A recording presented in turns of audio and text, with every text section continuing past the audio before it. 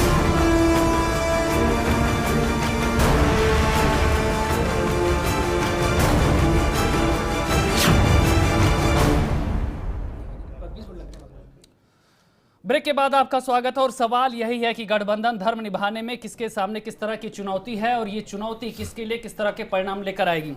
अनुज जी, अब यहाँ पर बीजेपी से बात तो बन गई है, लेकिन आप यूपी में अपना किस तरह का स्कोप देखते हैं, आगे की राह क्या होगी, और जिस तरह से यूपी के सियासी समीकरण बदले हुए हैं, इसमें आप किसके सामने किस तरह की चुनौती देखते हैं? देखिए शैलेंद्र जी, 30 मिनट मुझे दीजिएगा। जो राजनीति है ये पिछले 25 वर्षों में इसमें वैचारिक गिरावट कहीं ना कहीं आई है। हर राजनीतिक दल ये कहता है कि हम सर्वोपर हैं, और सबसे बड़ी बात जो मैं समझता हूं, शिवसेना इस चीज को समझती है। नहीं साहब, पहले जनता ये समझना चाहती है कि पहली बार महाराष्ट्र से निकलकर उद्धव ठाकरे आए थे यूपी में, शिवसेना को एग्रेसिवली यहाँ पर उन्होंने एस्टेब्लिश करने की कोशिश की थी। देखिए हमारे जो है स्थितियां बिल्कुल बदल चुकी हैं। शैलेंद्र जी, मेरे जो शिवसेना प्रमुख माननीय उद्धव ठाकरे जी आए थे तो कोई राजनीतिक मुद्दा लेके नहीं आए थे, बातें करके गए थे, बातें करके गए थे। लेकिन चूंकि जो मंदिर का मुद्दा उन्होंने उठाया था, तो चूंकि हम भारतीय जनता पार्टी के सहयोगी दल थे, तो हम आपस में कोई चीज उनसे कह सकते हैं कि भाई ये होना चाहिए, लेकिन राजनीति नहीं करके गए थे। मंदिर कभी शिवसेना का मुद्दा शैलेंद्र जी नहीं रहा। मंदिर हमें मेरा आस्था का विषय है, और मेरा ही नहीं 133 करोड़ हिंदुओं का आस्था का विषय है। पर साहब, जब आपने ये सवाल उनसे पूछा कि आपने घोषणा पत्र में बातें की थी लेकिन कुछ हुआ नहीं, पहले मंदिर फिर सरकार, तो उससे संदेश तो इस तरह का गया ना। देखो, आप कहते हैं कि चुनाव से पहले राम और उसके बाद आराम। नहीं शैलेंद्र जी, ऐसा तो यानी आपने कहीं ना कहीं सवाल तो उठाए थे, ऐसा नहीं है। अब विपक्षी दल एकजुट होकर के उसी तरह के सवाल इनके हमारे भी हैं, ऊपर उसी तरह अगर का कोई सवाल आपसे आरोप भी लगा दें तो उसका मतलब ये नहीं होता, अगर हम ग्लास में पानी नहीं है और हम कहते हैं भरा ग्लास है, तो आप क्या मान लेंगे भरा ग्लास है? हर चीज का, मैंने अभी आपके पहले कहा था कि हर सवाल का जवाब सवाल शैलेंद्र जी नहीं होता। और आज भी जो हमारी शिवसेना है, हमारे और भी जो छोटे छोटे दल हैं, भारतीय जनता पार्टी के साथ में जो हम लोग बैठ के समझौता किए हैं, गठबंधन किए हैं, तो उसमें सबसे जो मेन चीज है वो ये है शैलेंद्र जी कि राष्ट्र सर्वोपरि है, देश सबसे बड़ा है। हम देश हित में ही गठबंधन में हैं। आप ये मान के चलिए, हम राजनीति को लेकर गठबंधन में नहीं, हम देश हित में गठबंधन में, हम देश के लिए गठबंधन में। ये देखिए, ये सत्ता की मलाई के लिए चल रही नूरा कुश्ती पिछले 5 साल तक जो शिवसेना और बीजेपी के बीच देश ने देखा है, वो क्या था? ड्रामा था, राजनीतिक ड्रामेबाजी थी। ठीक कहा आपने कि पहले राम फिर सरकार का नारा देके संजय राउत और उद्धव ठाकरे जी उत्तर प्रदेश आए थे, इसका मतलब वो ड्रामा था हिंदुत्व के नाम। अरे आपने तो राम को माना ही नहीं। पिछला विधानसभा आप चुनाव, तो राम के अस्तित्व को ही नहीं मानते हैं। साहब, अब राम की बात मत करिए, सियासी से आपको मौका मिलेगा। आप लेकिन एक बात, उस बात आप हार रहे हो, आप वो तो फिर भी राम की बात सुन लो, करते फिर भी हैं। इसको आप डिफेंड तो राम करने के दीजिए अस्तित्व ना। को नहीं आप माना। सुन लीजिए ना, आपको देखिए यही है, शिवसेना को एक तरफ आप सीटें कम देते हो और फिर उनको डिफेंड भी करने लगते हो। वही कम सीटें नहीं जितनी दी गई, सीटें वो हमारी पिछली बार उनकी- दी, उसकी 24 दिया था, 23 वो जीत के आए थे, इस बार उनको घटा के 23 कर दिया। शैलेंद्र जी, आप जुड़िए, आप अपने जनता विपक्ष पार्टी को, और अपने शिवसेना का सहयोगियों जो को मजबूत खाते रहते हो, वो एनडीए का गठबंधन। जानते हैं हम, लेकिन साहब, मेरी इनसे बात सवाल सुनिए। करो, उन्हीं को जवाब देने मेरी दीजिए बात ना। होने कुमार दीजिए। अशोक जी, अभी देखिए जिससे सवाल शैलेंद्र है, उन्होंने उनको बात जवाब देने को टूका, दीजिए। मेरी बात पूरी हो शैलेंद्र, मैं जाए। जवाब दे रहा हूँ। पहले आप उमा ये शंकर जी बताइए की बात ना पूरी हो जाने दीजिए, कि फिर अनुज जी जिस बता तरीके दीजिए। से राफेल पर भी शिवसेना और संजय राउत इनके प्रवक्ता का बयान रहा, बहुत सारे मुद्दे हैं जिसमें बिल्कुल तमाम हाँ, चीजों पर, हर चीज पर शिवसेना भारतीय बिल्कुल जनता अलग पार्टी फ्रंट पर है। प्रश्न खड़ी करती रही। 3 तलाक के मुद्दे पर सवाल किया इन्होंने। विधानसभा चुनाव अलग SC जाके एक्ट लड़ी, में संशोधन पर यानी सवाल कि किया। ये सब महाराष्ट्र और देश की जनता को ठगने का काम शिवसेना ने भी किया और भारतीय जनता पार्टी ने भी किया। आप क्या करने जा रहे हैं? शैलेंद्र जी, मैं इसका जवाब दे रहा हूँ। राजनीति दूसरे के ऊपर आरोप लगाने का नाम नहीं है। अगर कोई चीज सही है तो कोई चीज सही को सही कहना क्या गुनाह है राजनीति में? क्या आप किसी चीज को लेके आरोप लगाने लगेंगे? नहीं, क्या ये सच नहीं? आपने राफेल पर प्रधानमंत्री पर को साहब, अगर आप चौकीदार उनके चोर साथ है, थे, ये तो उनसे बात करते, आपके खुले ट्विटर माध्यम से से, विरोध कर आपके देना। वेरीफाइड ट्विटर अकाउंट से ये ट्वीट होता है, देश के संजय लिए राउत जी भारतीय बोलते जनता हैं कि पार्टी हाँ के साथ हूं, चौकीदार चोर और आज है से नहीं, और आज आप माननीय पूरी अटल बिहारी चुकी वाजपेयी चौकीदार के के साथ जमाने के साथ गठबंधन हूं। करते हो, ये क्या है? और आप मैंने इसका कहा नहीं, जो इसका जवाब शिवसेना दीजिए। आप राजनीति करती है शैलेंद्र, अगर ये आप उमा शंकर आप जी का शिवसेना सवाल जो ये बात कहते हैं, वो अनुज मान जी, के चलती है तो कि आप देश जवाब सबसे दीजिए बड़ा आप है। इसका। नहीं, आप सवाल कहते हो किया, चौकीदार चोर है, आप कहते हो राफेल में